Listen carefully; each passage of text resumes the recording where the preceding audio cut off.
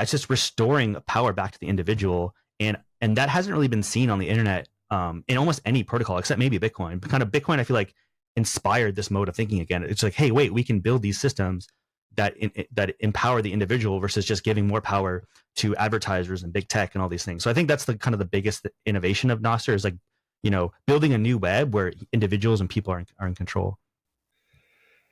It is time for another Nostr episode, my friends. It has been a good long while since we had our man Derek Ross on to talk about Nostr, and it's been about 6 months, I think. I think that was back in March, all the way back in episode 15. And we've got another legend in the Nostr game today. We only bring the best on to this show. Will Casarin, creator of Damus, NPubs, and Zaps. It is a huge pleasure to have you on, my friend. Thank you for joining me today. Thanks for having me. So, as I discussed before we hit the record button, I want this to be a good beginner episode, sort of talking about Nostr in general, but I always like to have the story behind the faces. And I know that you had a good one starting way back, just starting with Bitcoin. I guess we can start there all the way back in 2010. So tell me how you went through the Bitcoin phase, the Lightning phase, and then into the Nostr phase. Yeah, it's funny because I was not a huge. I came into Bitcoin as like a kind of a tech nerd. I was kind of the stereotypical, got in it for the technology and not for the money. Like I'm not like an investor. I'm not, I don't have any stocks. I'm not a I wasn't a libertarian. I was kind of like on the left. I was kind of like a naive young kid who just believed the TV and all these things. So I feel like Bitcoin was my real kind of orange pill and red pill moment into like reality. Because I didn't really know anything about money. Like, what is money? So I started Googling what is money. But at the start, it was kind of like a toy to me. It was just kind of a cool technical demo. But then I started to meet some people in the community who like got in it from a completely different angle, which was monetary theory and why this is important for humanity. And I started like listening to them. I started talking to these people, and I'm like, wow, this is actually more than just a toy. Maybe I should stop giving them away like candy. I remember back in the day, I would just give out like Bitcoins to all my friends. Like, here's a Bitcoin, there's a Bitcoin for you. It was like $70 at the time or something. So I was like, whatever, $70, because I just wanted people to try it. I wanted people to use it. It was like because I thought it was a cool technology.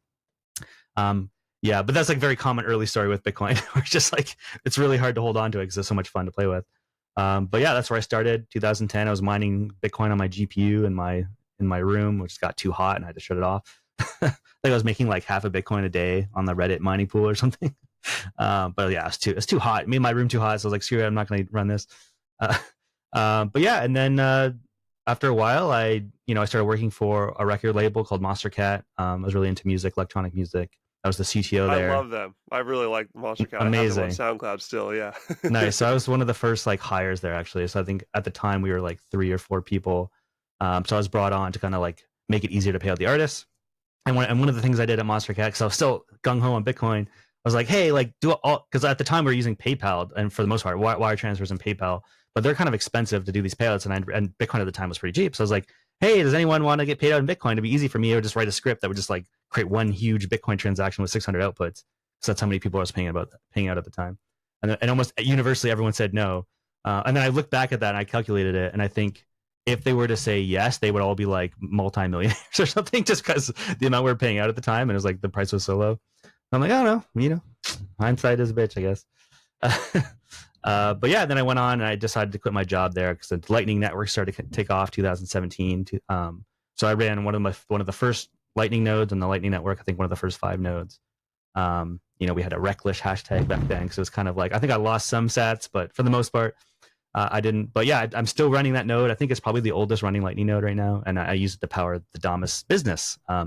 So yeah, I recognize like this is what I wanted from the early days of Bitcoin, when I could like send Bitcoin to people and receive Bitcoin, and this Nostr network started to come about. And I was following a guy named Fiat Jaff, and he was sorry, this is a very long-winded intro, but this is kind of the whole story. No, I love it. And just for timeline purposes, this is late 2020 when this started coming about, right? Is that when you started hearing about it?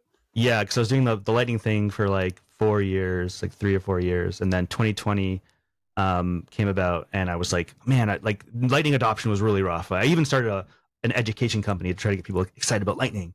But then I'm like, wait, what is one cool way we could showcase this technology? Because I've always been very bullish on the cyberspace use cases for Bitcoin. Like a lot of people are saying, like, you know, a lot of my friends are doing brick and mortar stuff, trying to get people on the streets to use it. But I realized that the internet's so powerful, and this is like internet money. So let's just start integrating into things. So once I saw this protocol from Fiat Jaff, he you know, like this where you could build your own social network, I'm like, well, this is an awesome thing to hack on. Let's just add Lightning to that. So around like 2020, I started working on Damus, which was the first mobile client for Nostr called, and but it was iOS only. It still is iOS only, but I'm working on an Android version. But then, yeah, we just added Lightning to it. We added Zaps, and you know, the rest is history. People loved it, and people are sending, you know, thousands of dollars over the network to each other every day, just for, you know, you can just do a shit post and do like a funny meme and get sent money on the internet. It's pretty fun. And I can vouch for that. I'm doing it. I'm shit posting for sure. And I wake up every morning to a stream of notifications of all the sats that I'm just receiving from people just sending tips. And Yeah. I just think that's the coolest thing ever. And Yeah, I think like in the early days when I was running my Lightning node for the first like 4 years, I would get maybe like 10 to 20 zaps like per month, maybe, and maybe like that was a good month. But now my node's up to like 300,000 zaps or something. It's insane. It's like I get yeah, thousands of zaps per month and per it's week. just the perfect use case. And you were able to spot that early on because like you're looking for a place to plug this technology in and this easy micropayments and just this new social network just came out and was a perfect one. And I'm curious because I mean, since you found Bitcoin in 2010, you found Nostr like right as it was coming out. So you clearly saw something there that piqued your interest. But I'm curious because I'm an idiot and I got fooled into, you know, every time like some new decentralized social network was being hyped up. I mean, there's so many in like the crypto worlds. And I mean, this is like ideas have been around for so long. Decentralized this, decentralized social network, and all the other ones didn't really work. But how did you know that Nostr was different? What made it unique and interesting to you? I mean, I guess I'm just a huge computer nerd, and I can, and I can. It's very easy for me to like reverse engineer what's actually happening and like think about the long term consequences of certain like technical decisions.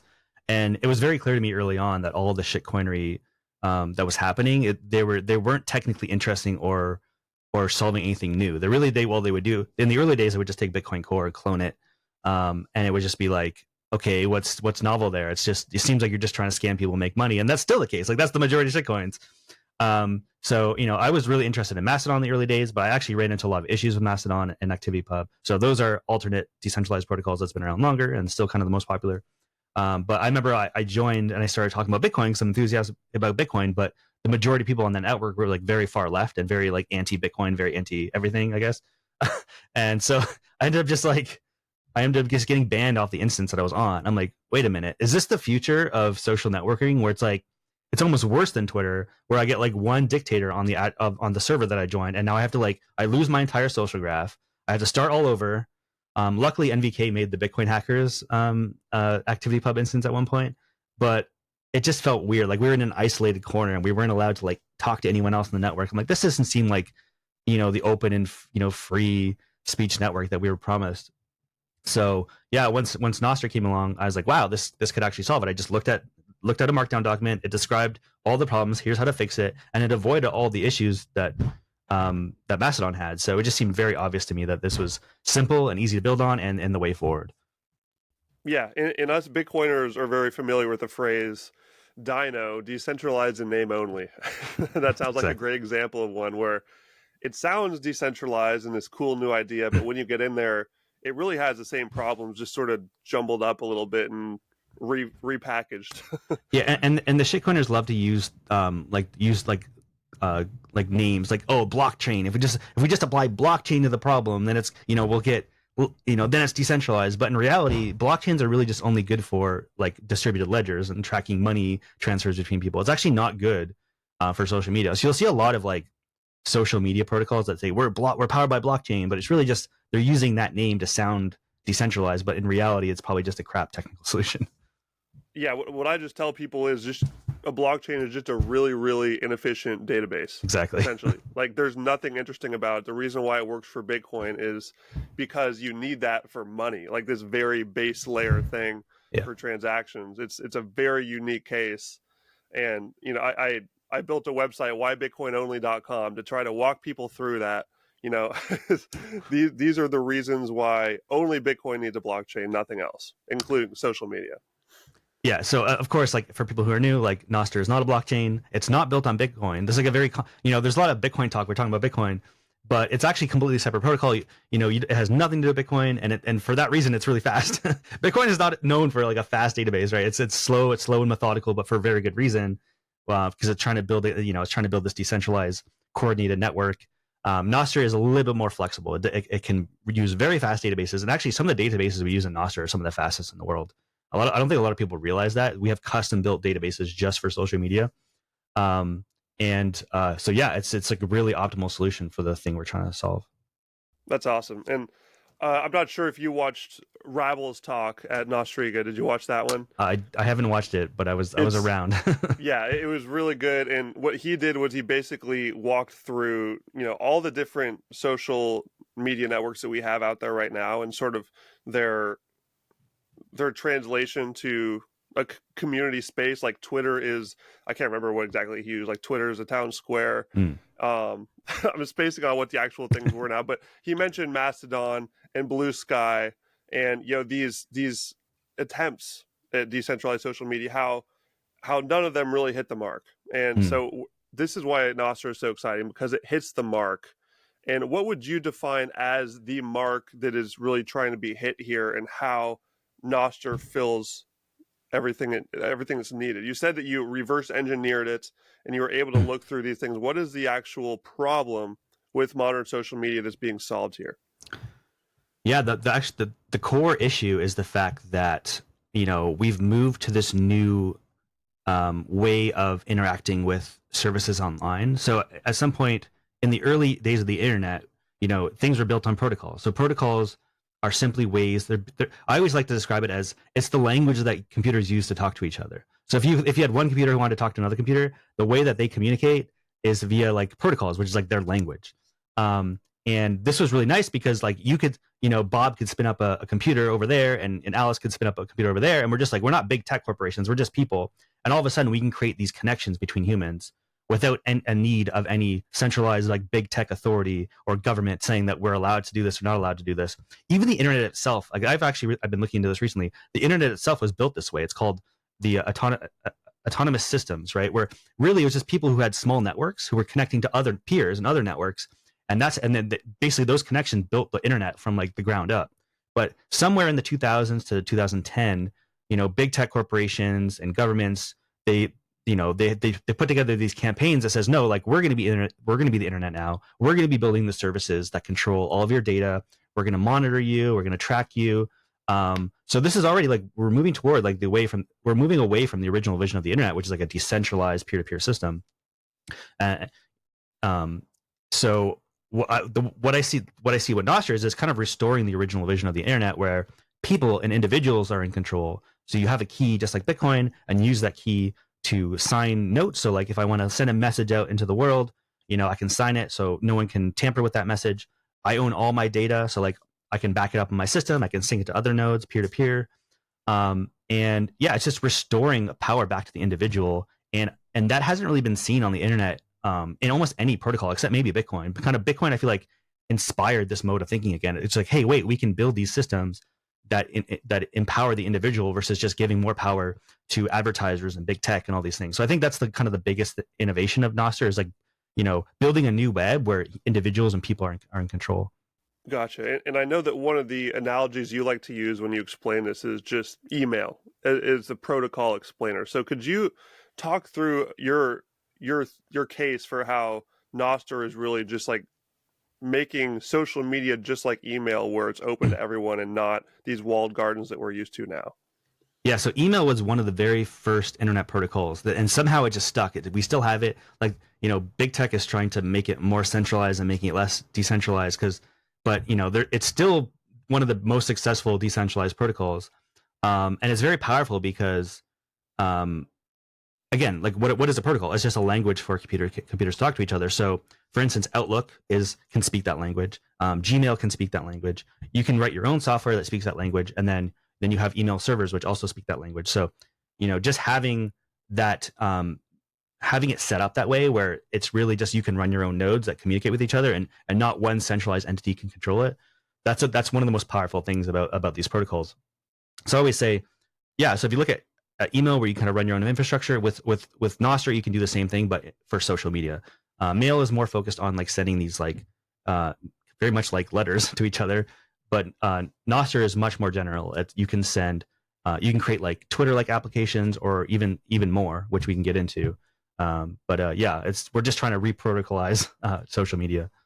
Awesome. And I'm sure there's some people out there probably listening to this who are using, the Twitter, Instagram, Pinterest, TikTok, LinkedIn, etc. And they may be hearing this and think like, that sounds really cool that this is all like on a protocol, but they don't really have a framework for why that matters so much. Like Right. they're getting the experience they want. They're scrolling the pretty pictures on Pinterest and everything's working well. It's very smooth. They have Yeah. huge UX teams. These are public companies with tons of money that provide a good experience to the user as they're like looking at the phone. So when I'm going to say what I tell them, and I'd like to hear your elaboration on this. Yeah. I sort of start with just the social graph is one where Nostr is a foundational layer where you get followers and new apps will be built on top of it that will be clones of all these apps that you know and love already. So there's going to be so your app right now, I think you would probably agree, is sort of a Twitter clone in its current form, Mm-hmm. which a lot of these Nostr clients are, and we'll talk more about clients soon.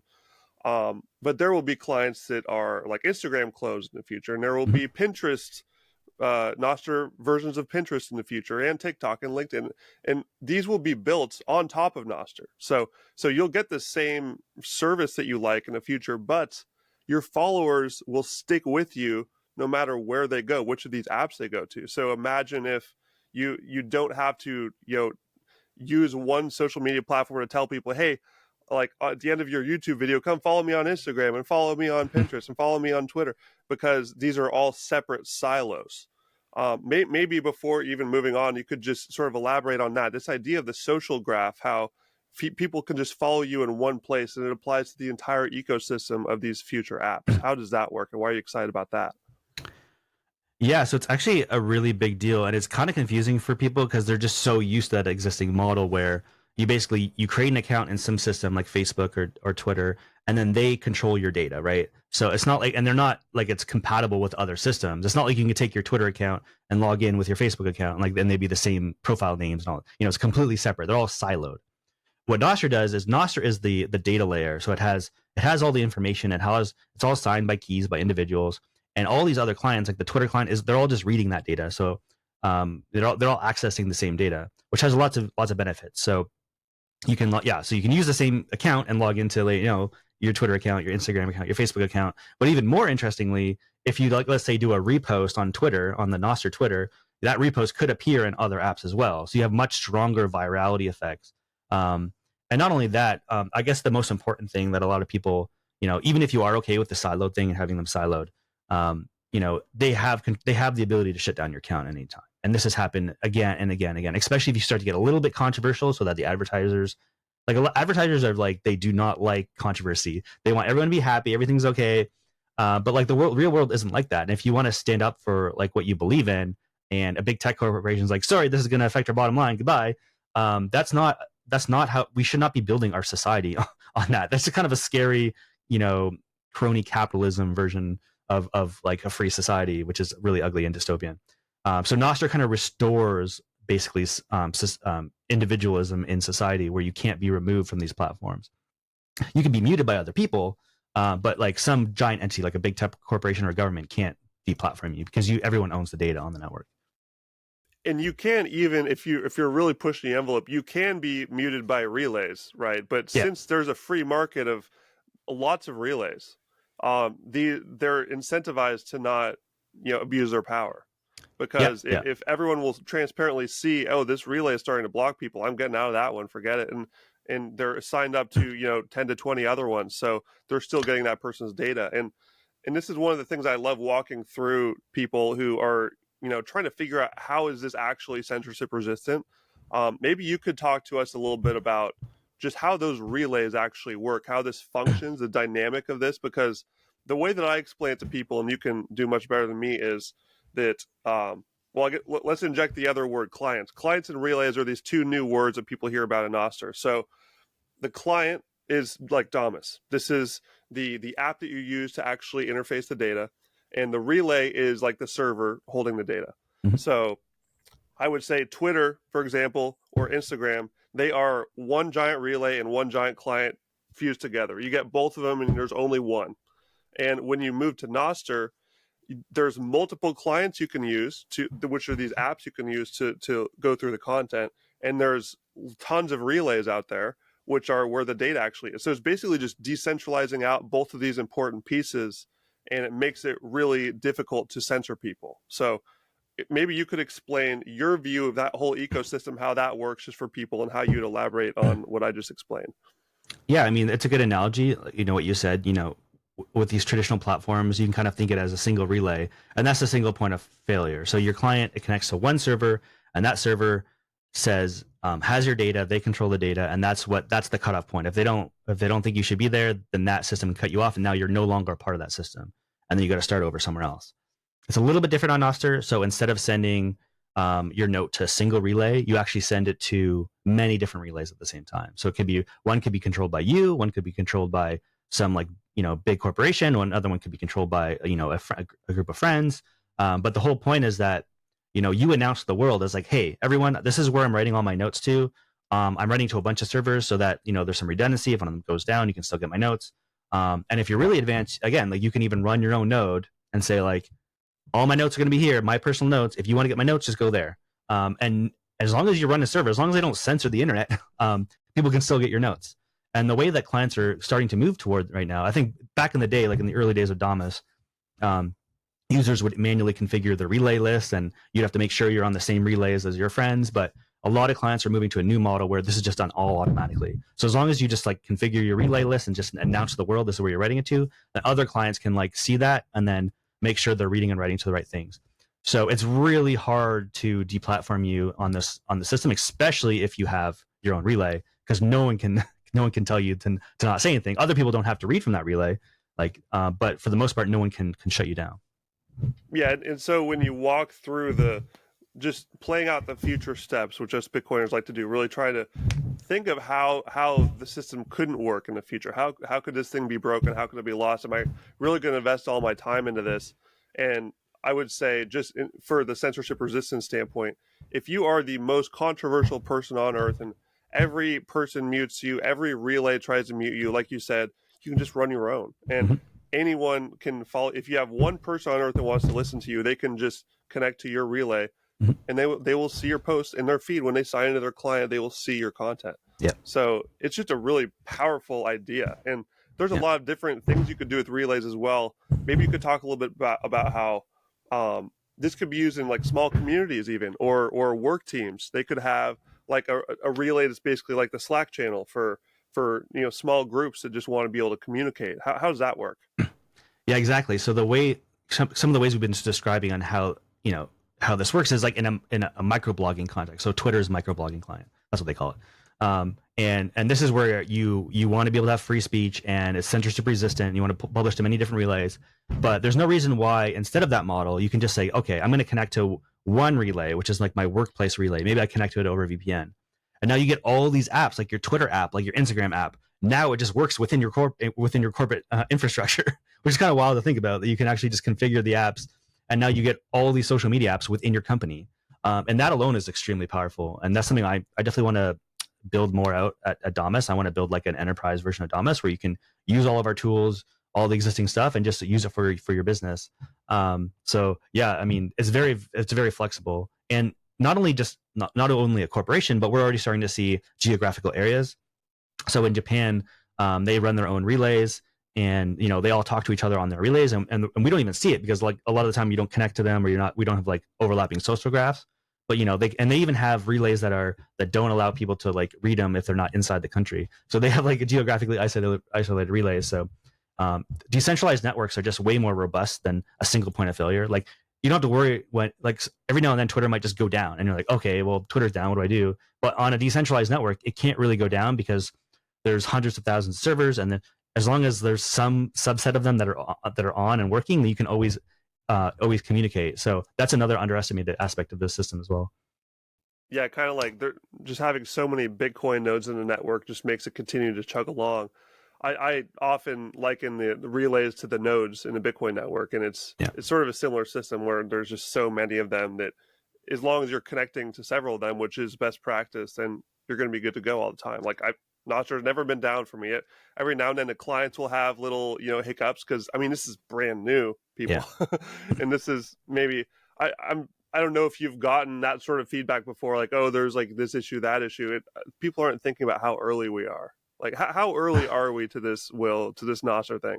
Well, I remember joining Bitcoin like the first years, and the usability was like a command line console. Like there was barely any UI, and it still takes a while. Like even the latest, I mean, the Bitcoin wallets are pretty good now, but building on decentralized tech it can be pretty messy. But I'm actually just kind of blown away how much amazing clients that currently exist within a couple of years. And it's I built mine in 2020, but there's clients that has come out a year after mine came out, and they're already like 10 times have more features than mine. So I'm like, people are building on this right now. It's absolutely it feels like a very like a renaissance period for so I really like the tagline that Rabble uses, which is like we're building the it's the protocol for us. It's the social app protocol, because that's what it really is. The most important aspect of this is that we're starting to build social graphs that have our signatures on them.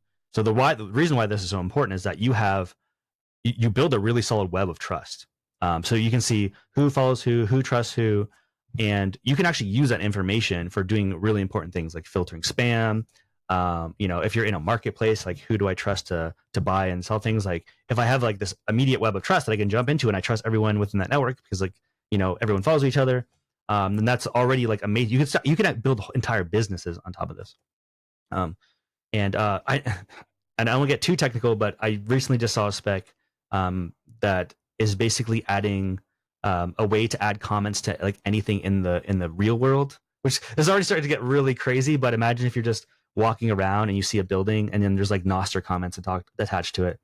So people are already starting to think of like the future of what this means. It's kind of like this like metaverse of annotating the world, and like I don't know, it's becoming a much larger protocol than just microblogging.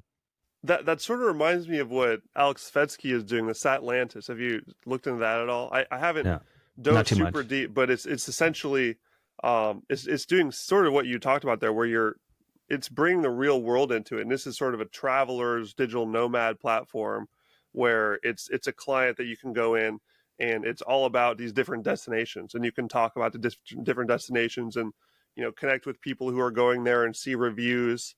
And this is all just built on top of Nostr. So Yeah. it really, I mean, that's a great example of just this totally different type of client than the Twitter clones that we're mostly used to right now. There's just Yeah, infinite possibilities, and it all has these cool functions enabled. The zapping, the social graph that follows you everywhere. So if I'm just following someone on Damus for a month, and then I go over to this new one, all I need to say is like, hey, check me out over there too. yeah. And there's this completely new app with different use case, and you don't need to get people to follow you anywhere. They're already following you. But that's one of the biggest things that I tell new developers is like, why would you want to try to build your own social network, which is like impossible for the most part because you're competing against Facebook and Twitter. But when you build an app on Nostr, it's like you get this huge existing user base, because again, all the data exists on this layer that nobody really controls. The individuals in the network control it, and I really want to like stress that point. Because the data is signed, because you control a key, and that you're signing the data yourself and you're sending it out, like no one can, like no one else owns that data. In some sense, you own that data because you have this. No one can modify that data. Like a big part of like owning data means control over the data. So like Twitter, they could modify a tweet. Like a lot of people don't think about that, but they could modify like a tweet from a presidential candidate. And there's actually no way to even verify that a tweet came from a presidential candidate. We saw that recently with like Biden. He's like, "Oh, I'm stepping down and Yeah, stuff." I was But going we're to like, mention that. who's writing that? Is that his handlers, or is it like, is it like no one really knows? But if you knew that like this guy actually controlled the key like within his phone, like a secure phone, and he actually did the post, like that's like way more confidence that he's still alive. Even like I don't know.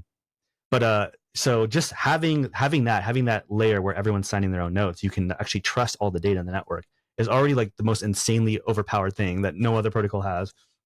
And I forget what I was going with that, but I mean, that's a good thread to pull on as well. Just the trust side. I think this is another one that is easy to talk to newer folks and maybe curious folks out there, how just the mental health side, like you're trusting the people you're talking to more. There's less spam in your face. There's less bots, and there's, I mean, these are challenges that may still come in the future when we get more user adoption, of course. But there, since you have so much control over it, you're able to really curate your feed in a different way. And we talk about in all of our Nostr memes how removing the algorithm has been a huge just boost in how we feel when we use these apps, and how, like, literally how it makes you just feel happiness wise. We always say it's like exit. You leave the matrix, so then you realize like how manipulative the algorithms are, because it's like only when you're outside the system do you recognize like, holy crap, I feel so much better, and like, why do I feel so much better? And then you get like, you kind of get angry because like, what's it? So you go back to the platform and then you see it with a new light. You're like, whoa, everything is just anger and fight videos and like, and people trying to rile each other up because the entire algorithm is just trying to promote, clickbait, things that are going to make you click. When you see someone who's like fighting someone else, you're naturally like curious and you want to click it and read it because you like, people like drama and things like that. But you realize it's actually kind of harmful to the psyche and to human like well-being if you're just digesting that like 24/7. So yeah. And they have these psychology teams in all of these big tech and media platforms that understand that negative emotions are a lot stronger than positive ones. So when people are feeling anger or sadness or anything along those lines, they're going to be more engaged. They're going to be more addicted to it, because people don't really know this. They don't want to admit it, but these things make them come back more. They keep them coming back. And so when you go online and you're scrolling through Twitter or Instagram comments or whatever, it's always people just fighting. There's people that are angry about each other. And I mean, there is a place for obviously discourse and disagreement, but these algorithms really force feed it onto you, and just constant barrage of these things. And that's only one of the problems. I mean, I've also noticed on Instagram, it's really pushing more and more just like kind of sexually themed content, even just ads on these other random apps. They're just like so much just like, soft porn in these weird little like games and things. It's like, it's really just pushing this eye candy. Like, just look at this, it's weird. I mean, it's just getting weird out there. And the way that they're pulling people in and pulling in the people who are, and we talk a lot about on the show about how just there's so many aspects to health, and how people aren't eating good diets. They're not getting enough sun. They're really just kind of locking into these screens. And when your brain's in a more vulnerable state like that, it's easy to just shove this eye candy and this fear porn and these anger addictions at you, and people just get stuck on it and addicted. And it's bad news for all of humanity. Yeah, I even saw like a one post where it showed the comment section on an Instagram post for one user versus another user. It was like one was like a female user and one was a male user, and it was like one was just like, oh, red pill bro, like, oh yeah, like, screw that woman, and the woman's like, oh, screw that guy, like, and the woman's, so like they're changing the perspective of the post depending on whether you'll agree with it or not. Because if you're being shown stuff that where other people are agreeing with you, you tend to feel better. But if you're reading content that's like disagreeing with you, people feel not as good and they won't be on your platform. So like, it's a very manipulative thing they're doing. Just and I saw this too when I was in the startup space, and they would sell these books like growth hacking and all these things. And a lot of those books said, they don't even care about like the human well-being. They're just like, how do we get people engaged, and what are the psychological tactics we can use to keep people hooked? And it's never about like people's well-being. It's about like, just keep them hooked. Like, that's their number one thing. It's like they're like drug dealers at some point. I don't know. It's just very disturbing the way that people look at it. Yeah, and that's such a good example you mentioned of the two different Instagram feeds people get. It's always trying to pit people against each other. I think that's one of the main, like the big thing they have circled on their big boardroom whiteboard is like, we need people to be angry at each other, so they just eat each other up, and they can continue doing business as usual, making more money and just pumping more ads. Yeah, if they can get them to fight each other, get us to fight each other, and then like keep our focus away from the real issues, is like the manipulative shit that they're doing, then they're making money, and then they're not having any issues, so it's perfect for them. So it makes sense that they're setting up their algorithms that way to get us to be distracted. And obviously, you get into the conspiracy theories about this now. Like, okay, maybe there's like a lot of government involvement in these big tech corporations, and like there's all these algorithms that are like changing the results of elections, and it's just like you get to a point where these people have too much power, and it's like we need to restore the power back to the individual, and the way that I've been thinking about that is like via technology and via protocols that give more power to the individual and take the power away from big tech. That's why I think more people, if they actually care about these things, like, I don't know if a lot of people are thinking about these things. I feel like people get a sense of it that it's happening. And if people start to care about that, hopefully they'll start looking at the Nostr some more. Yeah, and I think that's a great point. And there are just more and more sort of wake up moments that going on out there where people are realizing, oh, that's kind of weird. The president's just talking about, censoring certain people on social media, or the news in the last few weeks, Brazil just completely blocking X. And, people all over the world are seeing this happening, but most of them just haven't had it affect them personally enough yet to where they were really motivated to make the jump to Nostr. But they're seeing it happening, and those seeds are being planted, and this is why it's so important to continue pushing this message that there is a better way out there. There's a solution to this, and even if you haven't been censored yet, or if you haven't had your favorite platform just get rug pulled or your account taken down for some stupid reason, or just become an angrier person from so many years of these algorithms just pitting you against your neighbor, you can just get on Nostr now and not have to get there. You can just skip that. The craziest thing about that with the whole free speech thing is, like, I'm Canadian, and like we don't have free speech in Canada. Like, we don't have a First Amendment. So like I look at like what there's your politicians are saying on TV. I'm like, what? Like, you guys are supposed to be the ones that have free speech, and they're like calling for like the end of free speech on certain platforms. I'm like, what the hell? Like, who else are we gonna turn to if it's not you guys? Like, if I say the wrong thing on like the internet, like they'll come to my house and like knock on my door. It's pretty messed up. It's kind of a scary world.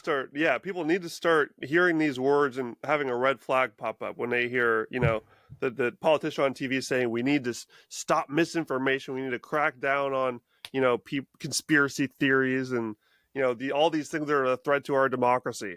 They love spamming that fun phrase. It really just means it's a threat to their power. Like, exactly. I think they're starting to realize that, like, these technologies are just putting so much more power back into the hands of individuals, and they're afraid of that because like they relied on like TV and propaganda techniques but now those aren't effective anymore. Like, especially with the younger generation. So I think they're just scrambling, and you're starting to see that it's kind of like an end of some, even people on the left nowadays, I feel like they're like looking at the current administration. They're like, "Ooh, this is not looking good."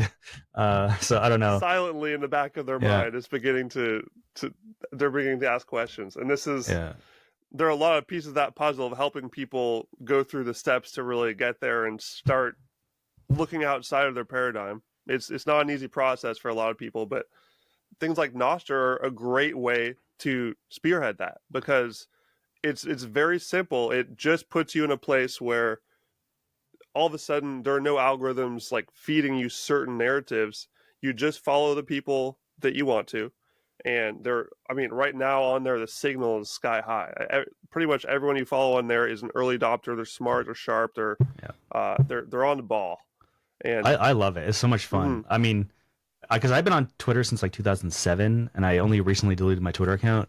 I've never had so much fun in a long time. I mean, obviously I'm a unique node on the network because I like have the most, like, almost everyone messages me, but it's just a lot of fun, and it feels very natural. It feels very like uncorrupted by algorithms, and there's something so magical about that. It kind of feels like in early days of like IRC chat rooms, and it's all super real time. Like, I noticed when I was posting on Twitter, it might get put into some queue and some like algorithm queue, and it takes a while, and then eventually, if it goes viral, people will reply to it. But most of the time, like, no one would see it. But now it seems like everything's much more real time, much more fun. It's kind of like a big like party where everyone's just kind of hanging out and chatting, and there's no corporation that's saying you can't do this, you can't do that. You could literally do anything. There's technically no censorship. So, but what the weirdest thing is that even though it's like Wild West, people are very nice.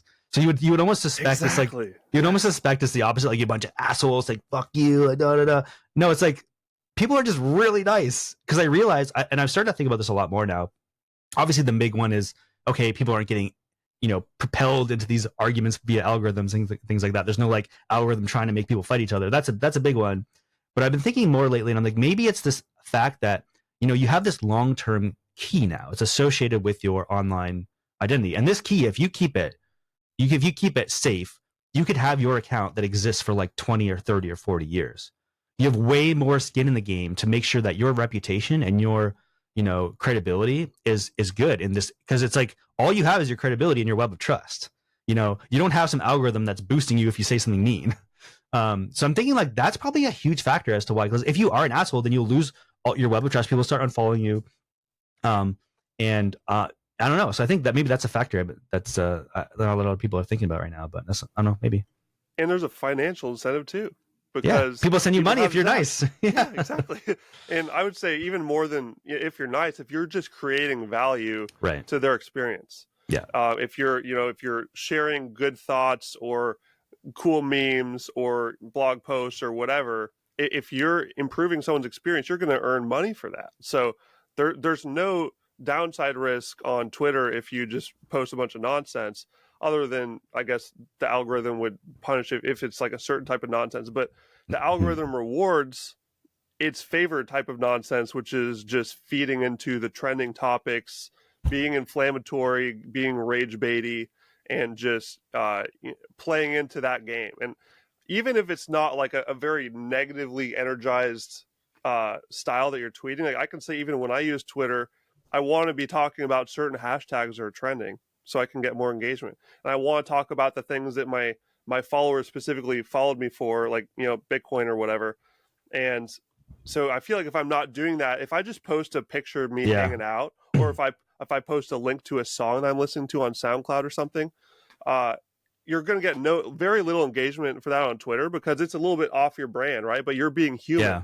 You're being you, and you're being yourself. And I've just completely shifted over to Nostr on that. I just post all these goofy little ideas I have throughout the day, the songs I'm listening to, memes, things that I know wouldn't get much engagement on Twitter, but people love that on Nostr because you're being yourself. It's so weird. Like my most engaged posts are if I just post a photo of like my lunch, which is like the most annoying Instagram thing, whatever. But it's true. It's like Nostr rewards you for being a human, and Twitter rewards you for being like, controversial asshole in some sense. So like Twitter's like the war zone, and Nostr's the garden. I think someone said that on the network, and I really like that.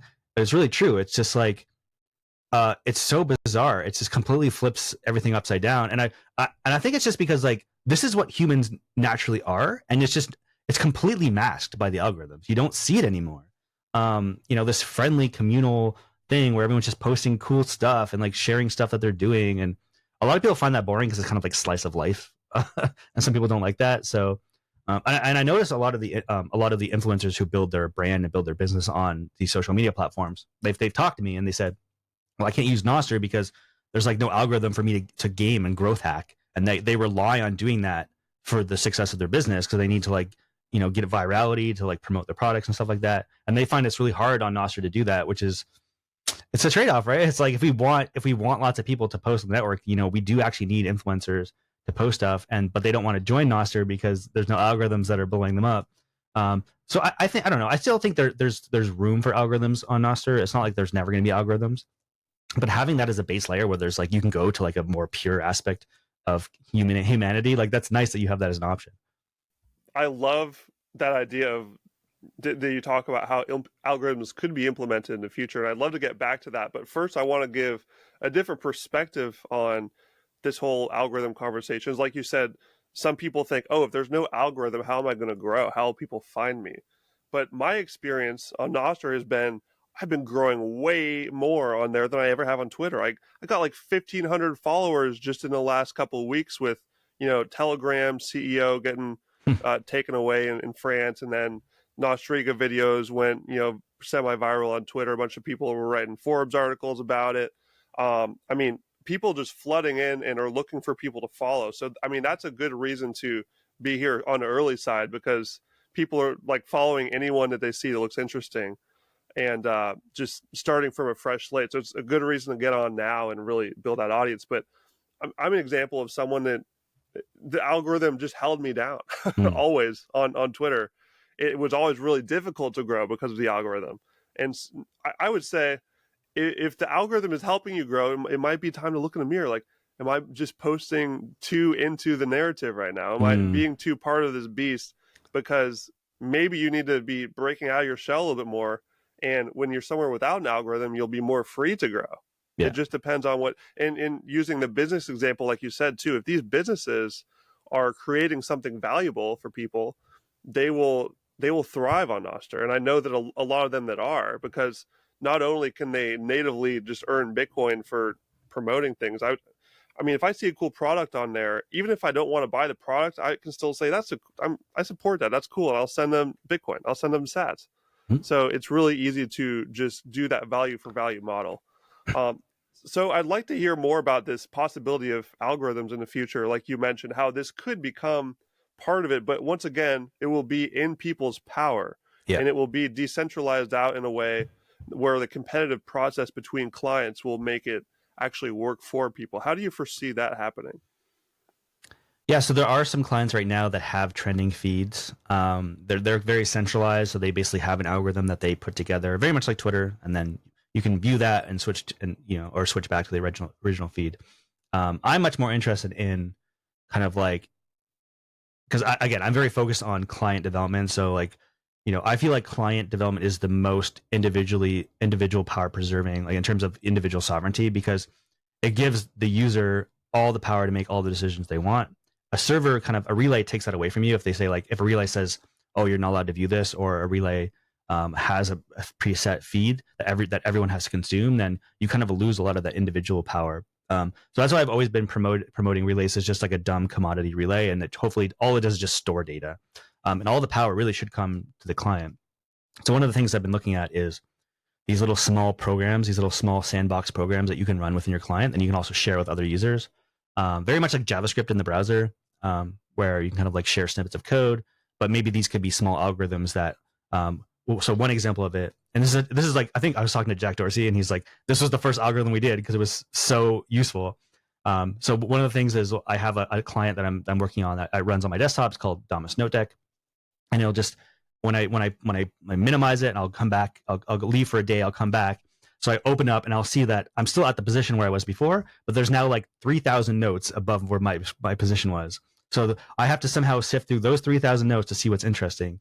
So I'm calling this kind of like a scroll up algorithm, like, which is like the simplest version of an algorithm that you can run locally.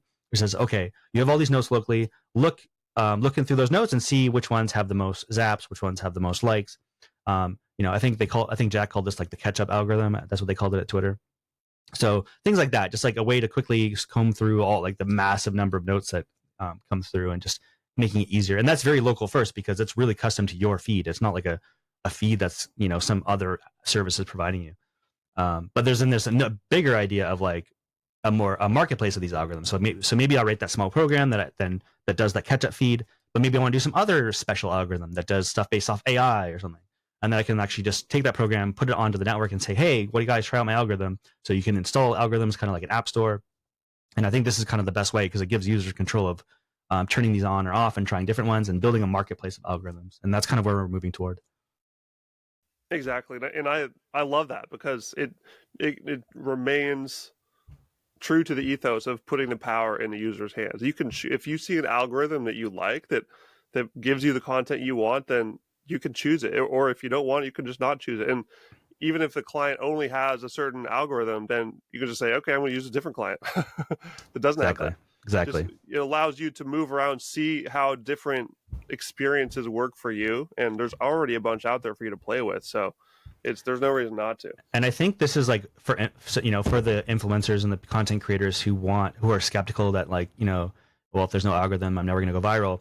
I think virality on Nostr has a way larger potential than virality on other platforms, mainly because you can go viral in different parts of the world at different times with different algorithms. If there's thousands of clients that are experimenting with different algorithms, you could be going viral all the time in different contexts, right? In different languages. Like maybe there's some client that converts all your notes to a different language, and then all of a sudden, like, all of China finds your content because everything's linked together. Like right now, it's hard for content in North America to go viral in China and vice versa, because they're very isolated. But once we start building these networks that kind of like cross borders, like you could be going viral all the time. So I think it has a huge potential for that type of thing.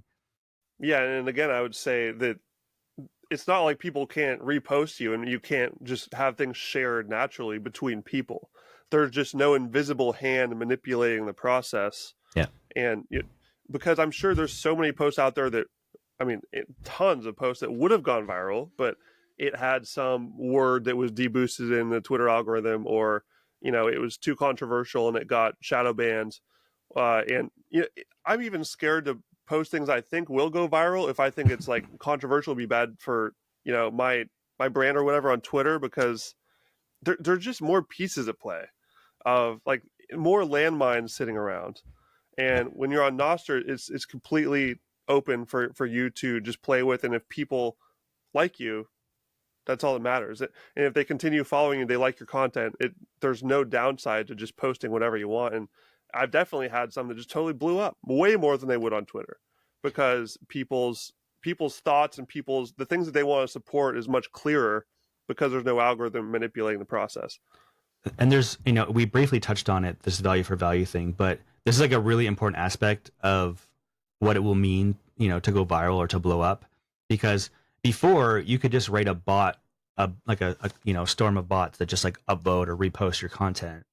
But if, what's the strongest signal in cyberspace is like if someone sends you a micro amount of Bitcoin, it's like true value, uncopyable amount of value they can send to you.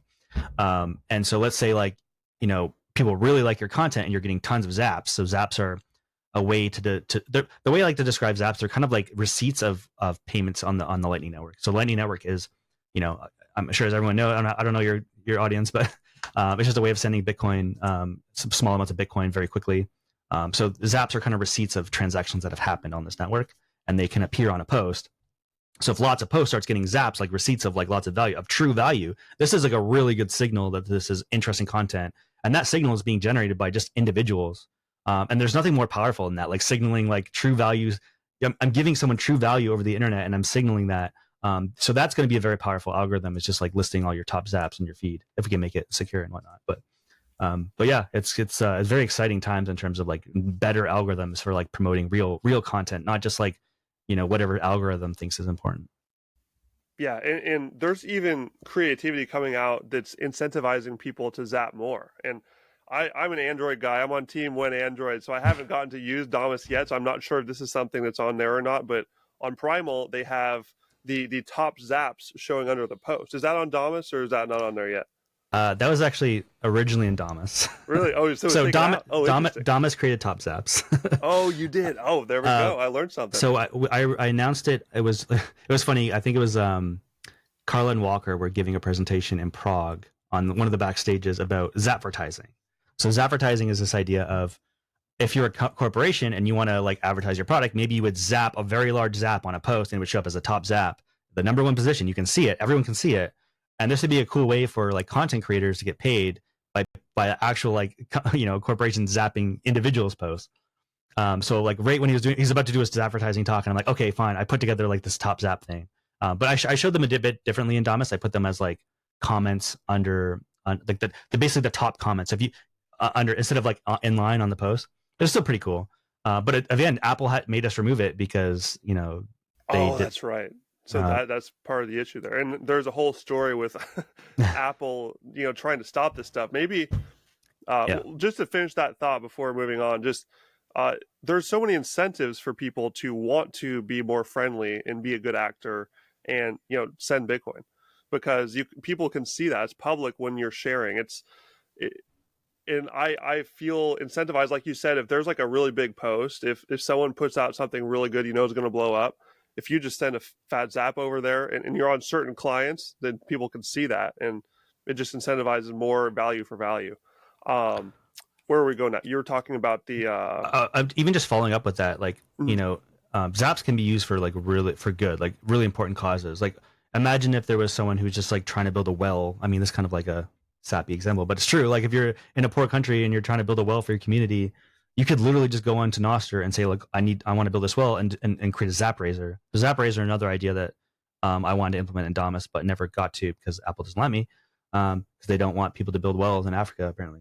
Uh, um, but imagine it's like you just set a goal. Like I need 20 million sats to build this well. It's probably a lot of sats. You probably don't need that much sats. But then on the post, it would, people are zapping, and you can see a bar that's increasing.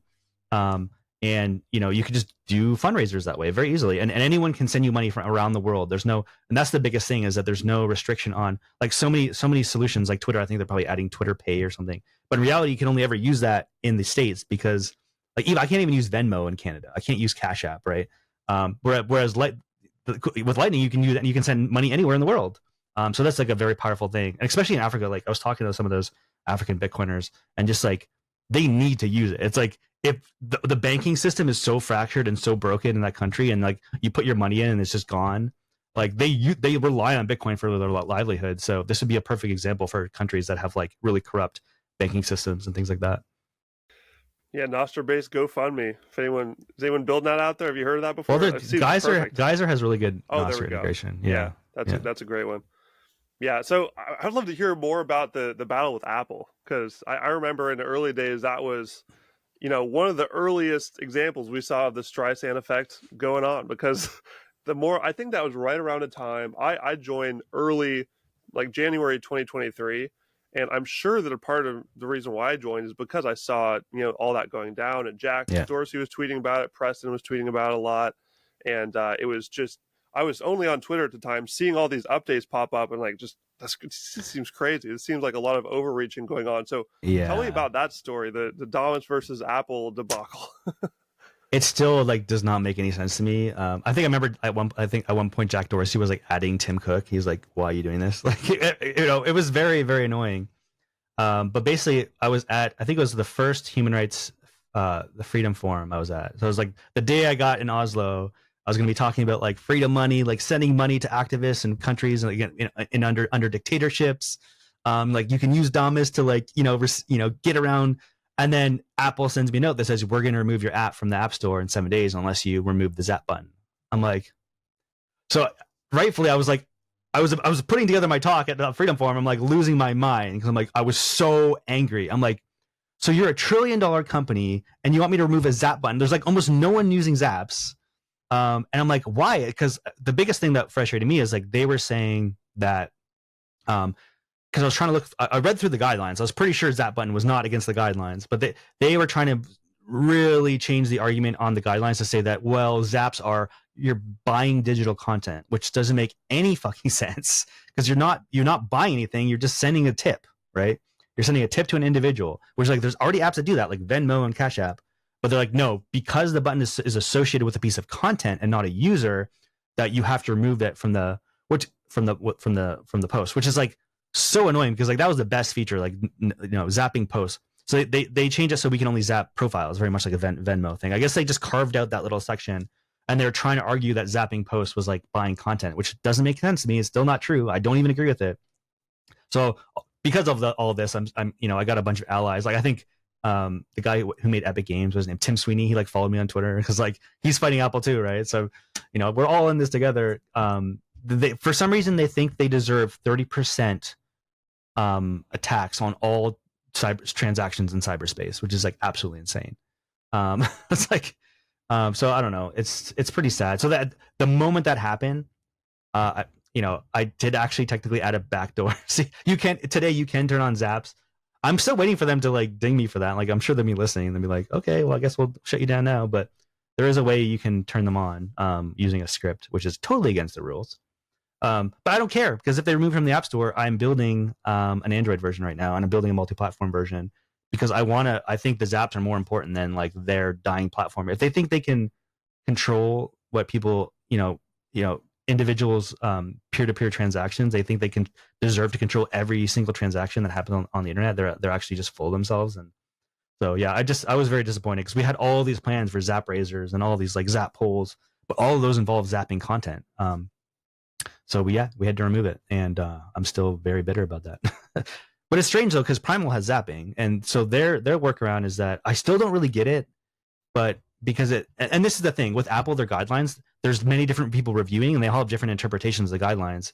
So depending on which reviewer you get, they'll be like, oh yeah, it's okay. Because like for the longest time, they're like, yeah, it's fine. But all got one reviewer is like, no, it's not fine. But then there's like apps like all my competitors on the iOS side, they all have Zaps on Note Zaps. So I'm like, I don't know. And they have different reasons that they're allowed to have them. They were told different reasons. So it just that doesn't make any sense. It's just stupid. Basically, because yours was the biggest and the baddest, they just went for the big one. It was making the most, basically. I think so. Yeah, they just made an example out of me, and I imagine if Primal or Nostr or the other ones, if they get big enough, then I don't know. I'm sure they can just because in reality they control the guidelines. They can put together guidelines, but at the end of the day, it doesn't matter if you follow it or not. They can remove you for any reason. The guidelines are just a guideline. It's not like it's like a legal document or anything. It's just like you basically sign up for their terms of service that say we can remove you for any reason. So if we become a threat to them, they'll remove us for any reason. So I don't know. It's just stupid. It's just another perfect example of what happens when centralization goes for a long enough time, where they just have so much power. Yeah. They just a monopoly over this app store and all the financial transactions within that app store. They're trying to just get every piece they can, and that 30% rent-seeking tax on every that's insane. Well, this is why Fortnite and Epic Games, right? They removed themselves from this. They're not on Apple devices, and that's one of the biggest video games. I didn't even know that story. So that's what was going on. They have a huge lawsuit which they lost against Apple, and only recently did the EU they allow custom app stores, so they're starting to have a custom app store now. But they're not even implementing it correctly, and they're making everyone's life hard and difficult. So I don't know. It's just I think what's happening though is the developers are starting to get kind of pissed off because like no one likes to have that tax like that amount of time. Yeah, even though their platform is really large. I noticed like even when the Vision Pro came out, all the devs were like, well, I'm not going to put a lot of effort in. I mean, maybe if they were nicer to the devs, they might have had a bigger uptick. But I think a lot of devs were like, you know what, fuck you guys. I mean, if you're going to treat us like garbage, then we're not going to build the apps because they don't realize like we're the ones building all this content that makes their platform interesting. If we stop developing, then their platform's not that interesting anymore. So I don't know if they're thinking about the long term of this because I'm already moving on to other things. So. Yeah, it's definitely going to have reverberations across the market. And I recorded with Jimmy Song recently talking about the effects of just these rent-seeking habits just seeping into every aspect of society from these giant monopoly corporations that have built all this power through the fiat money mechanism. Yeah. And they're now exerting that power onto the people and starting to treat their own customers worse and worse because they can't. Because there's no competition. And Nostr is a great way of opening up competition to just like forcibly, basically, just making everything open, whether they like it or not. They're going to have to compete. Absolutely. Yeah, obviously, you can just feel the fiat system seeping into everything. You just see it everywhere now. I don't know. Once you take the orange pill, it's like you realize how many things are just rent sinking ridiculousness. Even just like the housing market here in Vancouver, it's like everyone uses their property for investment, but like you can't get a house that's like less than $1.5 million, and it's like, and they're not even good. Like I'm like, why would I even do that? I'd rather just buy them. I'd rather sell my house and just buy Bitcoin and live somewhere small. I don't even care anymore. It's just the world just feels kind of it's falling apart. I did that on a smaller scale. I sold my car and left my nice place I had in Austin, Texas, and just put it all into Bitcoin and just started digital nomad and go live in cheaper countries. I mean, Bali, apparently, I was in Bali recently. Like, oh my God, everything's so cheap there. I'm like, it wouldn't be bad to live there, other than the roads and stuff. It's like kind of rough. It's hard to walk around, but I love how you brought fiat money into this, and we can just. I think this is such a good thing for people to understand because the people that are a lot of the newer folks coming to Nostr are not Bitcoiners. It started out as pretty much all Bitcoiners, and it is funny. I listened to my episode with Derek Ross over again last night, sort of catch up on what I did my first Nostr episode, so I can make sure that there's some good continuity here. And we sort of laughed about how it's pretty much all Bitcoiners. This was March 2024. Yeah. And just in the last, what is it, six months?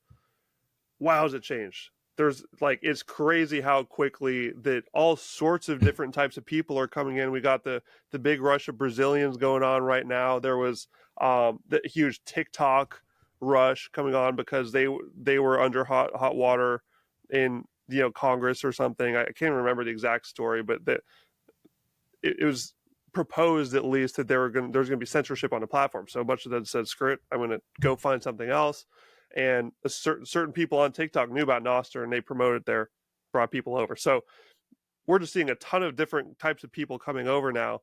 A lot of them aren't Bitcoiners, and they haven't been through that Bitcoin rabbit hole. So I know that you love Nostr as a way to orange pill people along with the purple pill, kind of show them how, as we're decentralizing social media, we're also decentralizing the money, and how that will have a huge impact on their lives. So I'd love just a broad overview of this fiat money system, how social media fits into it, and how Nostr is fixing that problem. Big question, I know, but we do big questions here. No, I mean, I've been in Bitcoin for like 14 years now, I think, and almost every time I try to introduce Bitcoin to someone, they either have to be into it or not. I find like if I give Bitcoin to someone, which I don't do anymore, I used to, but if I give to them and they weren't interested, they would just lose it, right? But very rarely you'll find someone who just like gets really like fascinated and they go down the rabbit hole. And I realized that the majority of people are not that person who's going to go down the rabbit hole, because like people are busy. Like, and, a big part of the fiat world is like it's just a rat race. They're just trying to, they're paycheck to paycheck. They don't have time to think about like, saving money or via social media or like NSEX and MPubs. So I realized like one of the biggest things is, if we're going to cure a lot of these effects, at least in cyberspace, is to just make them as fun and as easy as the existing systems, and don't throw it in their face. Like I think that Bitcoiners make this mistake a lot because obviously they're very enthusiastic and they know it's the solution to so many world problems, but but in reality, like people are just not ready to take it all in at any given time. And my partner tells me this all the time when I wake up in the morning, I have a coffee, and I'm like, start going into like quantum physics, and she's like, just slow down. I'm like, I don't know what you're talking about. I can't take this all right now.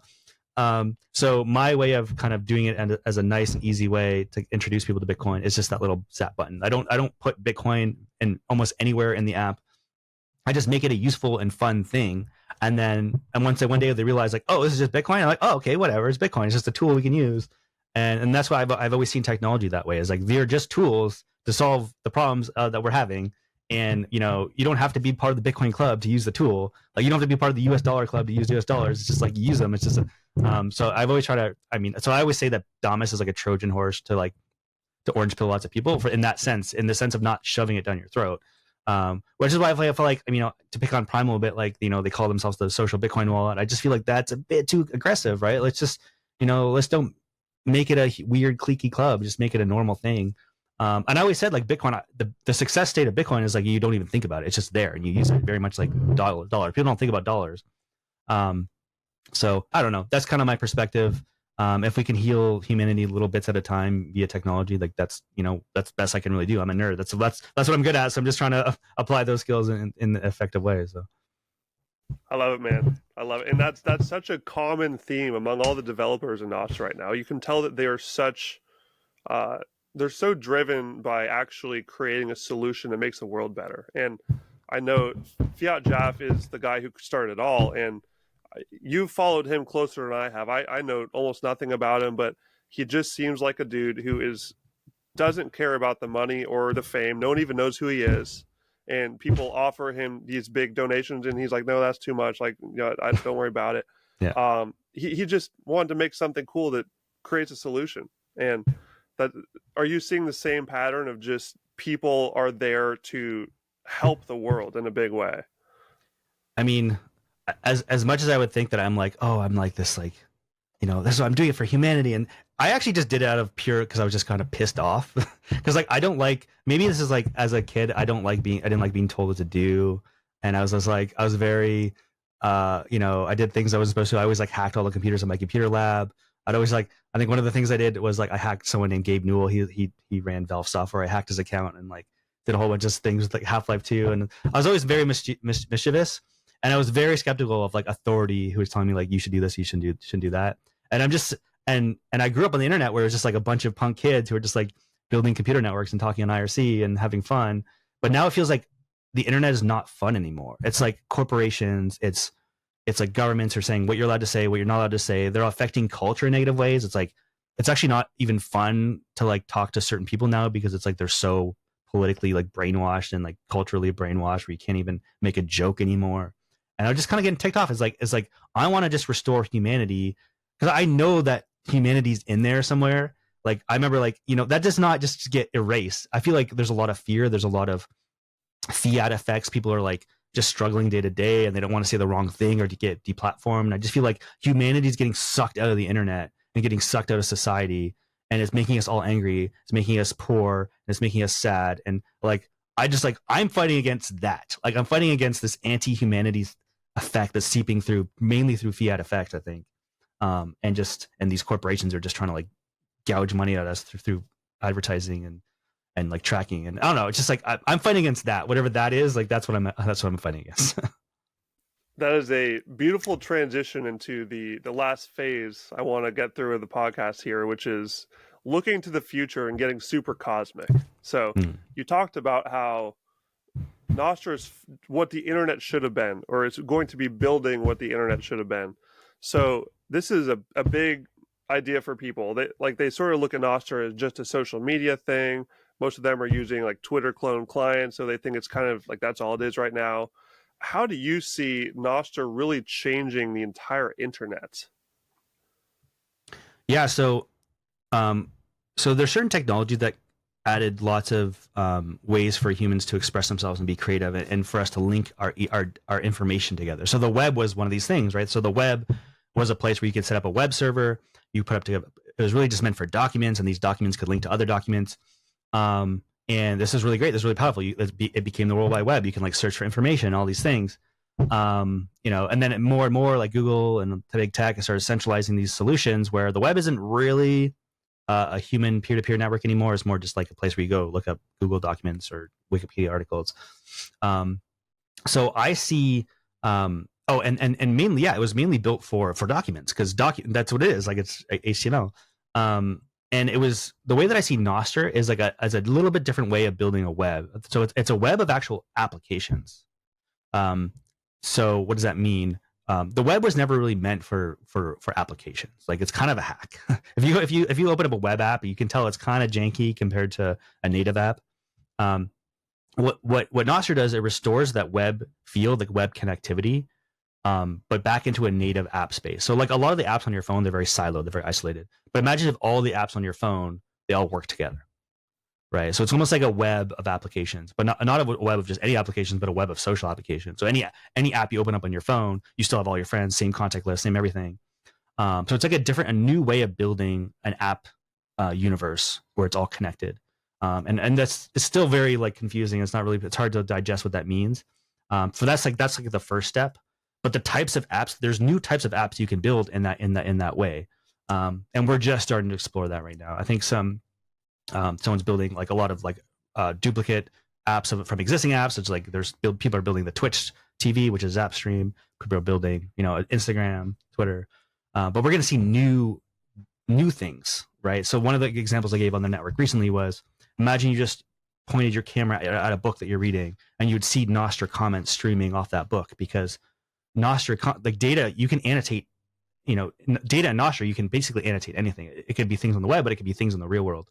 So we're seeing this like, I don't know. This is a really new idea because I'm still just thinking about it, but we're almost like it's like an annotated metaverse in some kind, where it's like, it represents linked data in the real world in cyberspace, but it's all on a unified platform that everyone can access, and it's all free and open.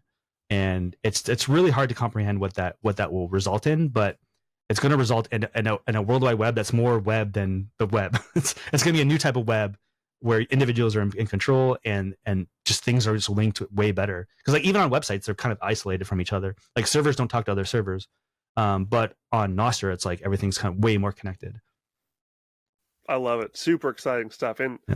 If it's hard for you to even fathom the possibilities, then everyone should be excited. Yeah. I think we could say, man, that's really exciting stuff. And I guess we could start wrapping this up. It's hard to beat that, but I guess give us your overview of just how you see Nostr unfolding for the rest of this decade and beyond as a way to help people fix their social media problems that they're facing, whether they know it or not. How this network and this protocol, or I guess just saying how moving over to a protocol for social media and eventually the whole internet, as we discussed, will really change people's lives and creators. I'd love to bring creators in. We didn't talk about that a whole lot, but you talked about how you used to work at Monster Cat, how you're always thinking about these micropayments. How can we get the artists paid better? We have a lot of artists coming by. So for those types of people, which I think is the majority of type of people, most people aren't super technical developers or nerds. They just want to create something they enjoy, and whether that's just making memes or starting a small business or a little Etsy shop type thing, and they just want to be part of this new ecosystem. Why should these people be excited about Nostr and what's coming? Well, I always like to say that Nostr will be the last social media account you'll ever have to create. Because the minute you create it and you hold on to that key and you keep it safe, no one can shut you down. You can have the truest expression of your creativity and whatever that means for you. You can put it out there, and people can send you money with censorship resistant, value for value, like real money that increases in value every year, hopefully. But and that's the most important thing. If you want to build the future of your business, like, why not build it in a way that cannot be shut down and that can just grow with more applications, with more users over and over time? It's still a little bit of a chicken egg problem. Like, there's still like it's a relatively small network. We've got like 40,000, 50,000, but it's growing every year. And if you want to get ahead on that curve and be at the start of this like revolution that's happening, of like true freedom and individual sovereignty in cyberspace, like it's coming. And if you want to be, just be there and experience it, and at least just try it out. Because it doesn't seem like it's going away. Like, I've already deleted my Twitter account. A lot of people I know deleted their Twitter accounts. We're all in. There's a lot of people are all in right now, and there's people like me, and there's like thousands of developers. I saw this one part of the talk where I think might have been a primal talk at Nostrega, where it showed the developers at Twitter to developers at Google, but it's like the developers at Nostr are going to be hundreds of thousands, right? And that is going to be a force that you cannot ignore. And all our apps work together. And so yeah, if you're building a business, it's going to be a solid foundation, and you can grow a real user base forever into the future. So that's super exciting for creators. Whether you're a developer or a business owner or a shit poster, everyone's coming to Nostr, my friends. It's a place to be. You want to be early. Like, it helps to be early. There's huge benefits. We're going to be early here for a long time if things unfold the way that we're all thinking. Similar to Bitcoin, people thinking they heard about Bitcoin a few years ago, they didn't buy. Like, oh, I'm too late now. No, that's a fallacy. We are so early to both of these things, and they work together so well. And Nostr is a perfect place to get your feet wet, my friends. So I'm going to be sharing this around to lots of people who are brand new. I really encourage you to get on board, start looking around, leave us a nice hashtag introductions post to introduce yourself. We're always happy to meet you. And make sure to download Damus if you're on iPhone, and soon on Android. I know that's coming. I'm an Android guy. I can't wait to check it out. I know that's been in the works for a while, so I'm really excited for that. And Will Casarin, I really appreciate you coming by to start my day off with some Nostr talk. It was excellent. I look forward to following updates from you, sir. All right, thanks for having me. It was fun.